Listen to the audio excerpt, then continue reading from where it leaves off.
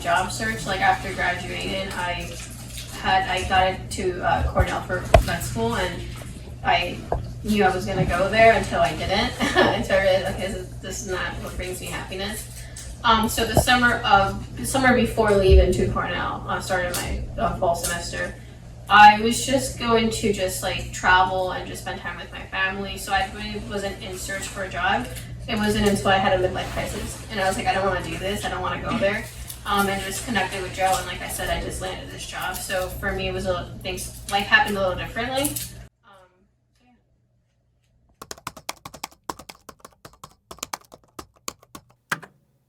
For networking purposes, I feel like I'm horrible at this, and it's something I want to get better at, just building my network, I guess. But one of the ways I did do it was people that I didn't know, I asked questions around, right? Like, so Joe Durney, I was like, hey, this guy is well connected. I'm sure he knows people. So I just asked him questions like, hey, do you know anybody who could talk finance? And can you bring them to me or in front of me? So really look at who's around you, who's in a profession already, and just ask questions about either their current profession, even if you're not interested in it, maybe they know, or you just talk to them about things that you are interested about, and they might know somebody, they might have a friend, a college friend who, took a different path than they did, and maybe it's something that you're interested in. And I feel like that's a very good, genuine way to go about building your network, and make sure you get on LinkedIn and start adding people.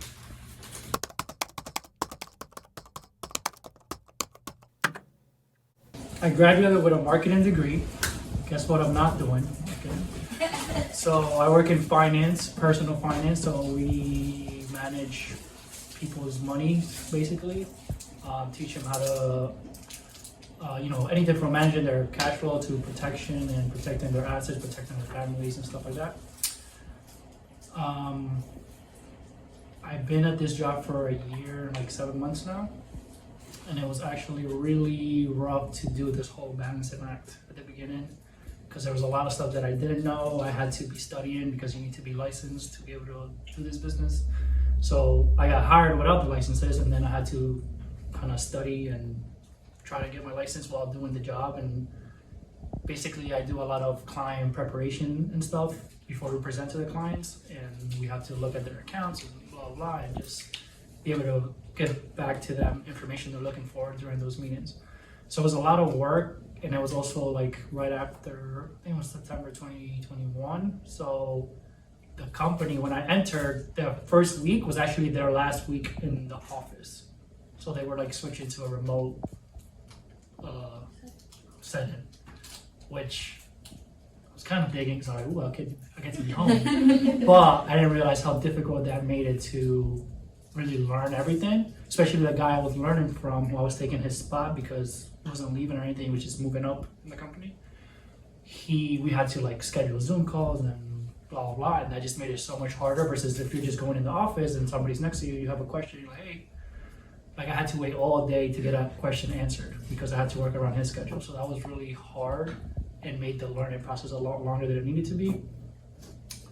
So then it came the problem with working at home, which was, because you're home, you kind of forget what time your work is supposed to end and your outside life begins.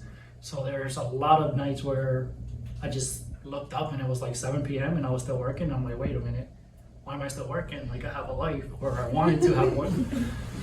So that was really tough at the beginning. One way I came to solve it, sort of, even though it can still happen, it's like in any job really, you'll have to work late nights. For sure. But I really went to just being, one of the things I learned from being at home is that you get distracted easily and nobody's like watching over you, so it's even more easier to get distracted.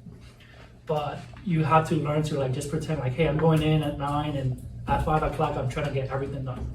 So I really try to stick to that and try to set myself up for that 9 to 5 structure, and that has really helped me a lot to, once it's 5 o'clock, I'm like, hey, I did everything I had to do for the day. We'll tackle the rest tomorrow. So, because I not only transitioned from college to the workforce, I transitioned from college to a different career path. I would say just mentally, emotionally, just being okay with my choice and making it my choice and not about what everyone else around me thought. That was the biggest thing for me, because you know, you go to college for 4 years and you do all these internships and everyone kind of knows, oh, you're going into the vet field, and your family knows and then your friends know, and then it's kind of hard to like explain yourself. But for me, it was like, I don't have to explain myself as long as I'm happy doing it. So I think that was the biggest challenge, kind of accepting that internally and just going around my life being okay with my choice.